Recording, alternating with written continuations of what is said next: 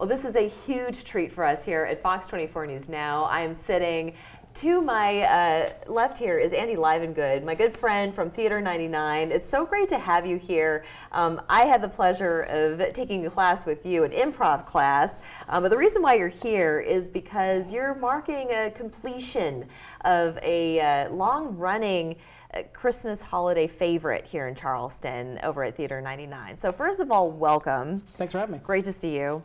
Tell us more about the performance that you've got coming up. So I'm doing my show, my one-man show, The Christmas Will Be Televised, which is a one-man holiday show that I've been doing for 10 years now. And I've just decided that this year is like, I think this is a good time to wrap it up, so let's go out on a high note. A good decade under your belt. Yes. That's pretty awesome. What made you decide to start the show in the first place? What was your inspiration behind it? Well, I've been quoting movies and doing weird bits about movies all my life. I've just found a way to finally do it professionally. Yeah, get paid to do it, why not? Exactly. One day I did a one-man version of A Christmas Story, you know, You'll Shoot Your Eye Out, for a buddy's sketch comedy show. And my friend Greg Tavares, who ended up being the director and co-writer, just came up to me and was like, you should expand that into a show. I'm going to help you write it, and I'll direct it. Yeah, and so is that the main part of your show is A Christmas Story? The main part of the show is it's me at my parents' Christmas Eve party, which is a real party that is very... there's no booze, and there's lots of people that I used to go to church with. Oh, wow. So it's a little, it's a little. And I'm sorry, you said that that's a party? Yeah, well, you know, there's good food. Okay. The food is great. The alcohol, not so much. And so that's kind of the main focus of the show is like, it's me. I wrote it when I was in my 20s. Kind of that struggling, like, well, all right, now that I'm older, how do I fit in with holidays and traditions and family?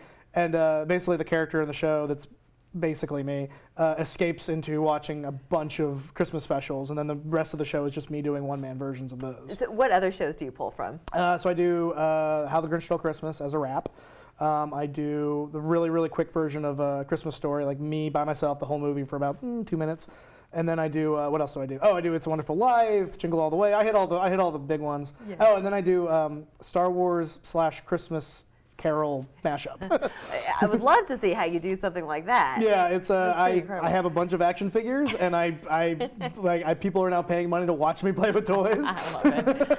So you also teach classes there at Theater 99, and improv has been something that's a favorite of a lot of people. To do improv well, you can try your hand out at it like I did, but it really takes a true talent to be able to pull off thinking quickly on your feet and being able to riff off of other people's material. So as an improv artist, tell people a little bit more about what it's like to be hitting on all cylinders. Oh man, when you have one of those great shows, it's basically just everybody kind of working together. There's no scripts. We're just kind of like, I can't read your mind, you can't read mine, but somehow it seems like we are. And really it just comes down to just like listening and reacting and playing off of each other.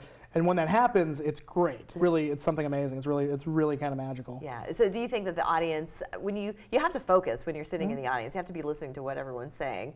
And so do you find that the audience is just as much a part of the skit as the players? Oh, absolutely. It's the same reason why like a lot of improv, if you try to film it and show it, it kind of loses something. People are like, oh, that's kind of cool.